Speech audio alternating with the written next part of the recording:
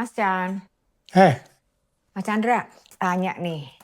Kita sering dengar ya ada istilah plot point.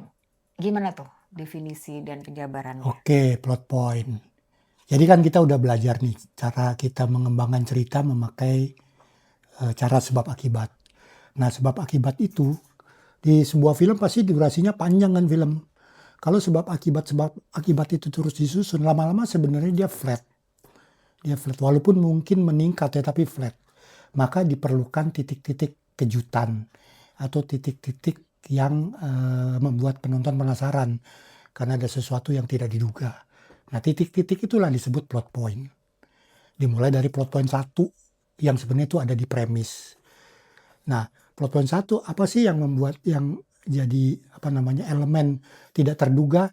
Ya, satu misalnya adalah situasi berubah. Tidak terduga tuh.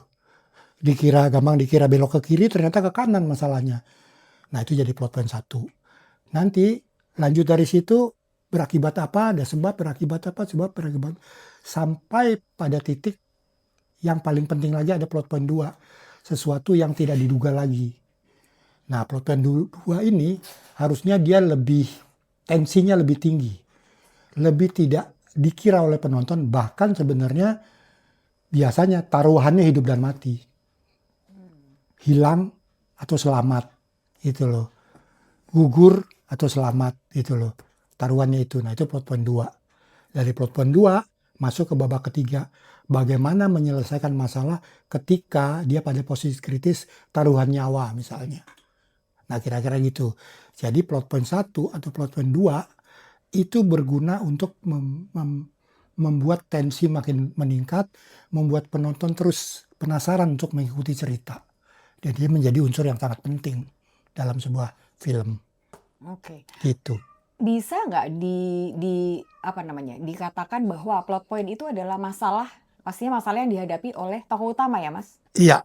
Oke, kalau tadi Mas Chandra bilang tidak diduga, itu tidak diduga bagi penonton atau tidak diduga juga bagi tokoh utamanya? Dua-duanya.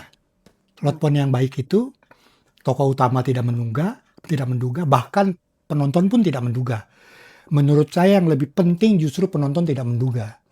Karena penonton jadi penasaran, oh habis itu gimana nih? Oh gimana nih gitu. Seperti itu gitu loh. Oke, jadi itu adalah titik-titik poin seru ya. Iya, Serunya justru di situ ya, iya. serunya cerita. Oke, thank you Mas Sip, Chan. terima kasih.